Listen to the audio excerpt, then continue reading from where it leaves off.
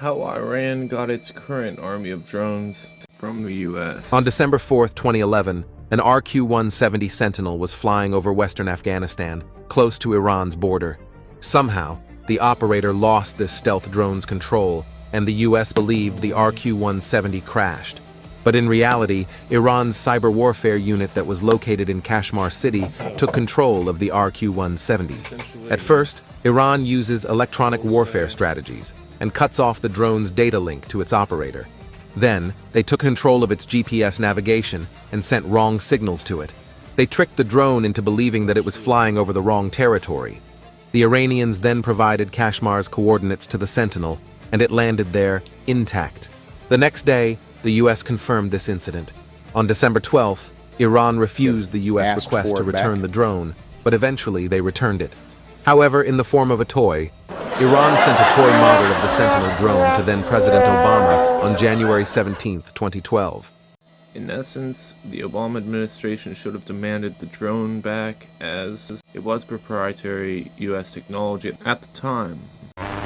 And the design has since been reverse engineered by Iran and its proxies into lethal killer drones such as the Shahed.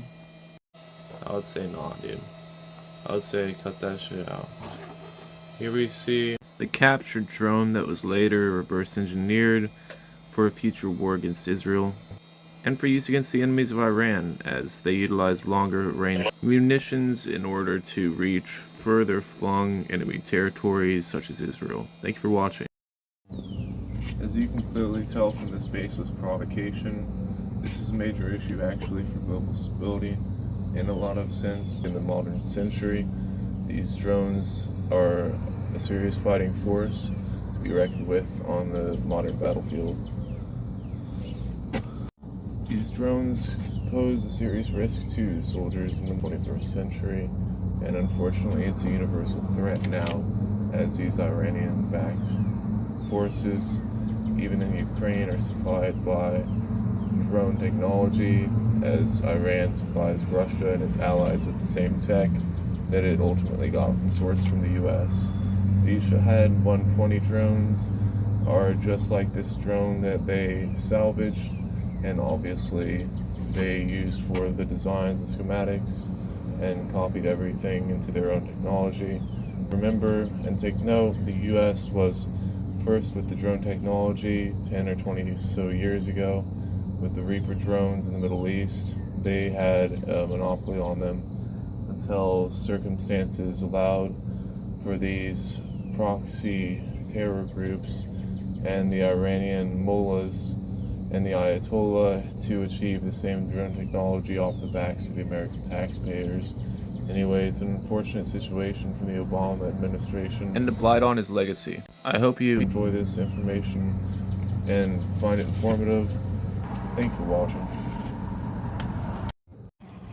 Modern drone designs are designed mainly around lethality and effectiveness in combat, not stealth necessarily, though their size makes them more stealthy by default, being smaller, having less of a radar crosshair, and more on par with that of a bird, let's say. Drones of the modern age typically operate in larger swarms to increase their effectiveness all around, working within a larger group of drones to swarm enemy defenses and nullify their air defense systems. Most of the most effective drones are similar to Shahed. The ones that are not meant for reconnaissance are used for kamikaze missions and strikes. For the most part, although there are many bomber variants utilized in Ukraine to the full effectiveness. Thank you for watching. If you want more content on drones and combat footage, be sure to like and subscribe. If you enjoy this content, let me know in the comments and let me know how I can improve. Thank you for watching. Now, this same drone technology may pose an even greater threat in the near future, as society has even carelessly put nuclear warheads on drones of the 21st century, and these automated killers even have nuclear warheads on them now. They're called doomsday drones, and they're a major threat, as all drones and weapons are, but especially so in these careless times. It seems like every terror proxy group or insurrectionist fighting force has gotten access to the drone technology. It's also worth noting that to counter a lot of these drone threats from Russia, Ukraine has been implementing slower moving prop plane designs such as the Yak into their air force and armed services.